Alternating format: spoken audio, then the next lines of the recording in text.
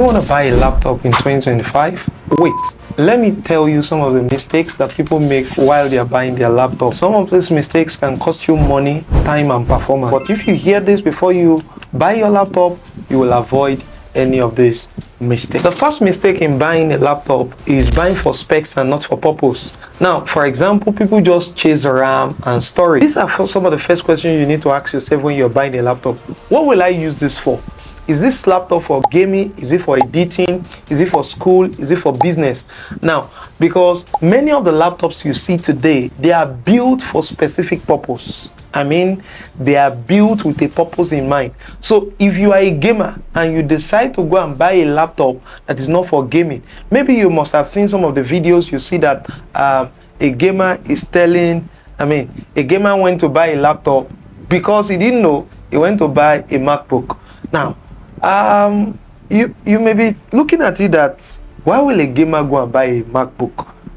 Sincerely, because let's look at it. Although MacBook happens to be a powerful performance laptop or system, it is not built for gaming. There are some things you want to do that you'll not be able to do appropriately with the limitations on MacBook. The number two mistakes that people make while buying a laptop is ignoring the processor type.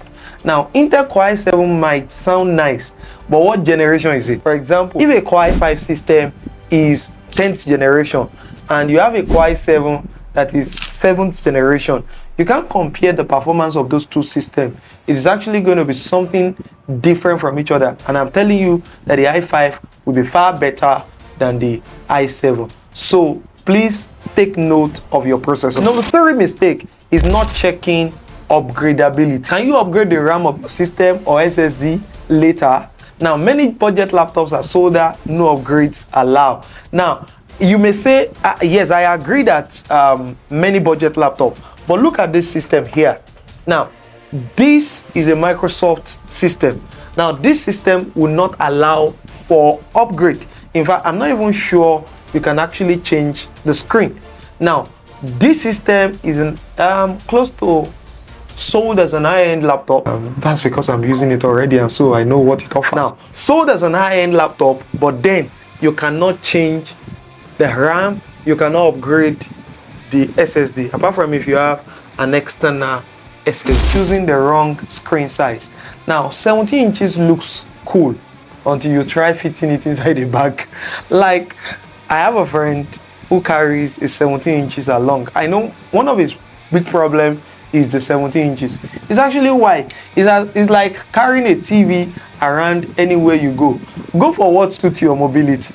It's important. Go for what. The major reason why I got this laptop is a system I can carry around anywhere I am going. So if you are a mobile person, go for what is portable and cool for you. Number 5, overlooking port selection. Now, when a system does not have HDMI, it has only one USB port, and you find out too late that your laptop can't connect to your essential. So while you are shopping for your laptop, it's important that as you make that research, you check to see if that laptop has multiple ports that can take your HDMI, your USB 3.0, and other functions like that. So you don't want to be buying jacks here and there that will help to support your laptop. So when you want your laptop, when you want to use other accessories on your system. Number 6, falling for cheap brands without reviews.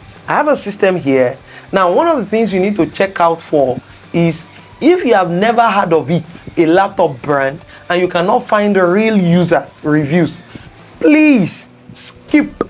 Now, look at this system. Look at this. This is a Telcast system, and oh my God, it's not even opening again. It's been a while. Okay, look at this.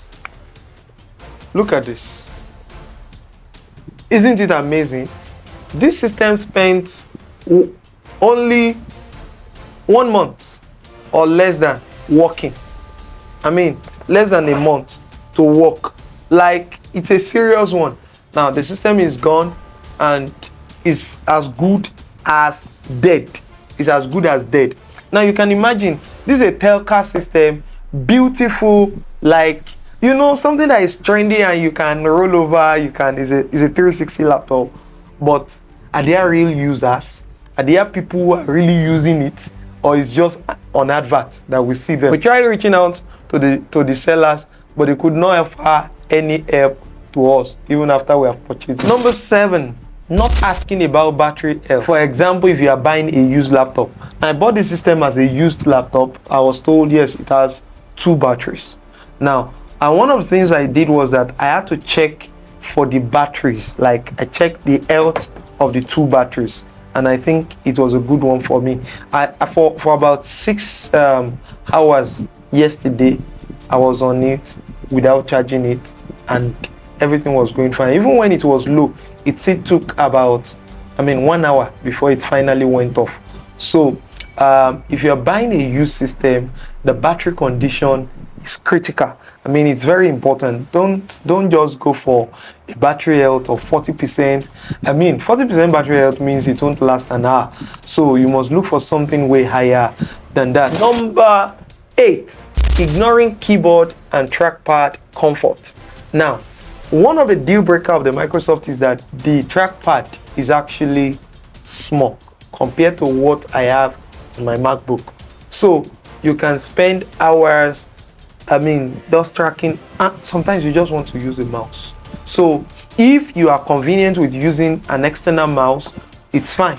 But if you carry that system about all the time, of course you won't put a laptop on your lap and at the same time be carrying a mouse. So you need trackpad. So if trackpad is going to be something that you actually like using trackpad, consider the space and the conveniency of using the trackpad. It is very, very important. People spend hours typing too. So if the keyboard is not okay for you, please try as much as possible to use and not to get another type of system that you can use. Number 9, not testing the webcam and mic. I may say that this is actually obsolete based on the reason that a lot of people use external mics and they use external cameras and all that. So for example, if I want to have a meeting in my office now, I'll use my camera and I'll just connect it to my system, and I'll use an external mic also. So, but if you know you don't have the luxury of all that, please test your webcam, test the mic, and let's see the quality. I bought a Dell Precision 5530 and the speaker is actually amazing, and so I enjoy it. Even with the mic system is actually working fine. So it's something you should look into also. Before I give you the number 10 mistake that people make while buying a laptop in 2025, subscribe to the channel. If you don't subscribe to this channel, there's no way you will not buy a one chance laptop.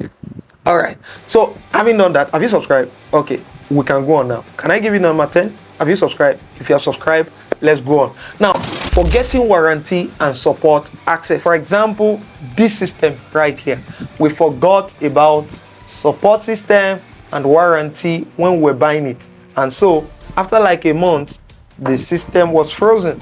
We gave it to a lot of engineers and they could not fix it. If you can fix it for me, please let me know. If you don't consider that while you're buying your laptop, you may end up buying a one chance laptop. Can you fix or return it locally if something goes wrong? It's something you need to look into. With all these that I've noted and told you, if you avoid all these mistakes, you will get a laptop that works for you and not against you, because there are some systems that are working against their owner. Please like and comment and share if this has helped you, or tag someone who is about to buy a laptop in 2025, and I believe I'll see you in my next video. Please, if you are yet to subscribe, please do well to subscribe to the channel. I'll see you again in my next video. Love.